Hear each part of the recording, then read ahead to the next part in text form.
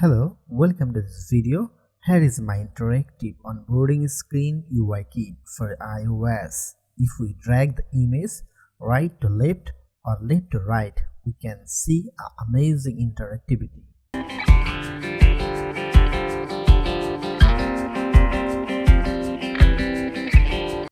We also can click on the indicator icon.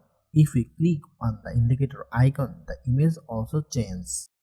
In this UI kit, you will also get dark and light mode feature.